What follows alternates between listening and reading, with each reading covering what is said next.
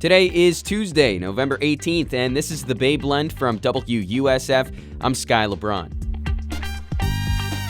There's a play starting this week in Tampa where a 70-year-old woman plays a 16-year-old high school student. I swear it'll make sense with some context in a few minutes. Plus, I'll throw some events your way you could check out in the Tampa Bay area, but first things first, the news.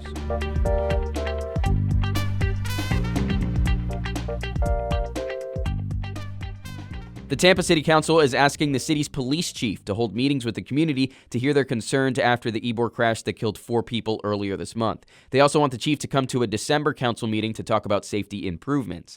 Silas Sampson ran his car into a crowded sidewalk and patio on 7th Avenue after a police chase. Community members have called for more safety measures like closing 7th to car traffic and changing the way police chases are done.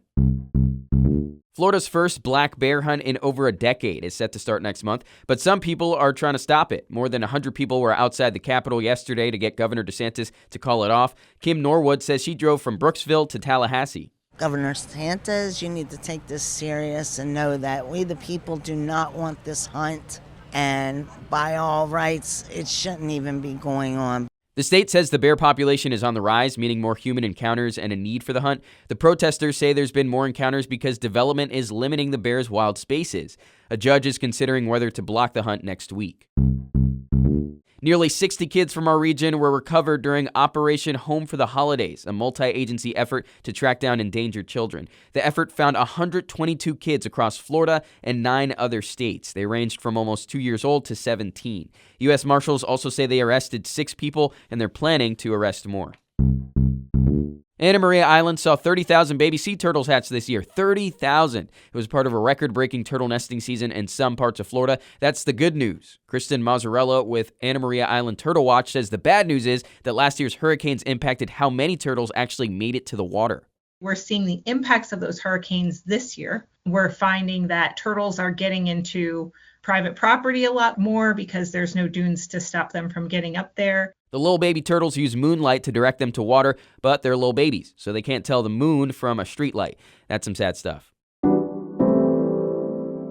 Ann Morrison made her Broadway debut in 1981 with the musical Merrily We Roll Along. Since then, she's been in tons of shows, including Peter Pan, Little Shop of Horrors, Sunset Boulevard, and now at 70 years old, she's going to be on tour for another musical, Kimberly Akimbo. The premise is a little close to Benjamin Button. Kimberly is a girl who ages 4.5 times faster than normal and is just trying to navigate high school drama and money problems.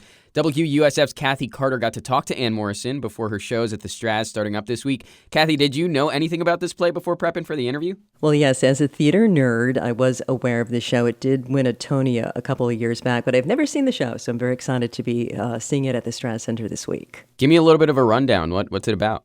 Okay, so the story centers on a 16-year-old girl. Her name is Kimberly, and she has a rare disease that causes her to age really fast, about 4 times faster than normal. And when I talked to Ann Morrison, she told me what that means for her character. Ann is aware that she has a short life because the life expectancy average is 16. That's something that's on her mind. She's dealing with a dysfunctional family, which are delightfully, hilariously funny. And navigating being in a new high school, looking like a 70-year-old woman and trying to make friends. Wow, not gonna lie, that sounds really rough. Yeah, I would say so. But along the way, the character forms a friendship and an eventual romance with another social outcast, a band geek named Seth. And the whole play has her with her new friends who are outcasts as well, and they go on a great adventure, capital G, capital A.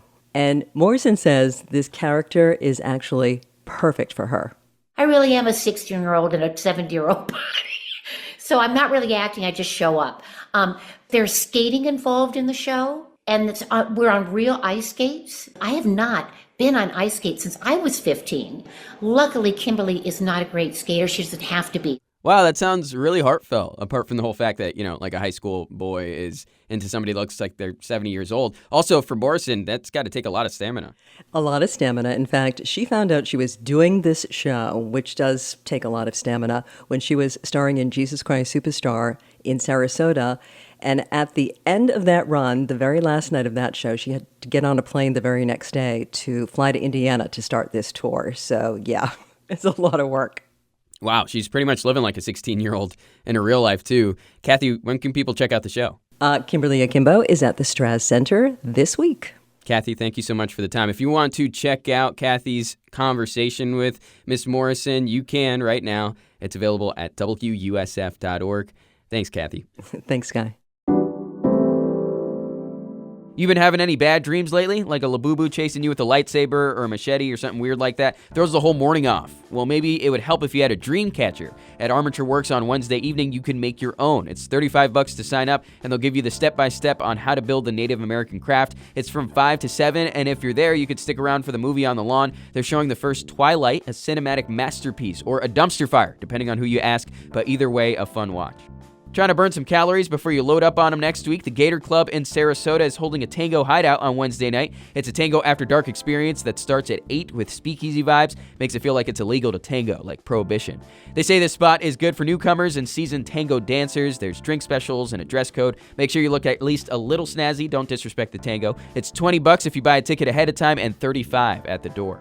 And if you're tired of looking at the same old plants when you get home, that pothos ain't looking as sexy in your living room as it used to, there's a plant exchange happening on St. Pete's Central Avenue on Wednesday from 6 to 8 in the evening. You could bring a full plant or just a clipping to trade with someone else and use it to mix up your garden or your home decor. This event is free, and you can find more information about it on Eventbrite because it doesn't look like it'll be happening at a physical store.